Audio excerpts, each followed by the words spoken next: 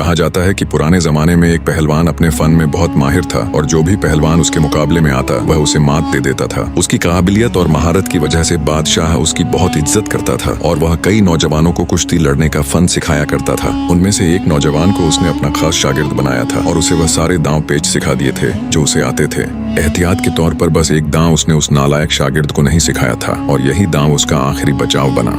वक्त गुजरता रहा, नामी ग्रामी पहलवान बूढ़ा हो गया और उसका चहेता शागिर्द अपने वक्त का सबसे बड़ा पहलवान बन गया। शराफत का तकाजा तो यह था कि वह अपने उस्ताद का एहसान मानता, लेकिन वह बदफितरत था। बादशाह को उसकी बात बहुत नागवार गुजरी और उसने हुक्म दिया कि उस्ताद और शागिर्द कुश्ती लड़ें। चुनांचे एक मैदान में अखाड़ा तैयार किया गया और उस्ताद और उसका शागिर्द कुश्ती लड़ने के लिए अखाड़े में उतरे। नौजवान शागिर्द अपनी ताकत के नशे में झूमता हुआ उस्ताद के सामने आया। यूं लगता था कि वह लोहे का पहाड़ भी फेंक देगा। जब कुश्ती शुरू हुई तो उस्ताद ने वही दांव आजमाया जो उसने नालायक शागिर्द को नहीं सिखाया था। उस्ताद ने उसे सर से ऊंचा उठाकर जमीन पर पटक दिया। हर तरफ से वाह वाह के नारे बुलंद हुए। बादशाह ने बूढ़े पहलवान को खिलत और भारी इनाम दिया और नालायक शागिर्द को खूब लानत मलामत की। वह कहने लगा, उस्ताद साहब सिर्फ इस वजह से जीत गए हैं कि उन्होंने मुझे यह दांव नहीं सिखाया था। उस्ताद साहब ने फौरन जवाब दिया, और यह दांव मैंने तुझे इसी ख्याल से नहीं सिखाया था कि अगर कभी तू मेरे मुकाबले पर आ जाए। दानिशमंदों ने बिल्कुल सच कहा है कि अपने बेहतरीन दोस्त को भी इस काबिल नहीं बनाना चाहिए कि वह तुम्हें नुकसान पहुंचा सके। यह जमाने का अजब दस्तूर है, वफादारों पर जफा करते हैं लोग, जिनसे सीखें तीरंदाजी का फन, नोके खंजर पर उन्हें धरते हैं लोग। हजरत सादी रहमतुल्लाह अलैह ने इस हिकायत में इस सच्चाई की तरफ इशारा किया है कि जैसे अहलियत और नाहलियत का फर्क है, वैसे ही शराफत और कमीनगी का फर्क है। कमीनों से कुछ भी दूर नहीं वह अपने उस्ताद बल्कि अपने सगे बाप के सर पर पांव रखने के लिए भी तैयार हो जाते हैं। इसलिए दानाई का तकाजा यह है कि इल्म और हुनर सिखाते हुए भी अपनी हिफाजत के ख्याल से गाफिल नहीं होना चाहिए। वह उस्ताद जिसने एक दांव रोक लिया था आज मैदान में खड़ा है और वही दांव उसकी इज्जत का मुहाफिज बन गया। जिनसे सीखें तीरंदाजी का फन, नोके खंजर पर उन्हें धरते हैं लोग, मगर जो उस्ताद होशियार हो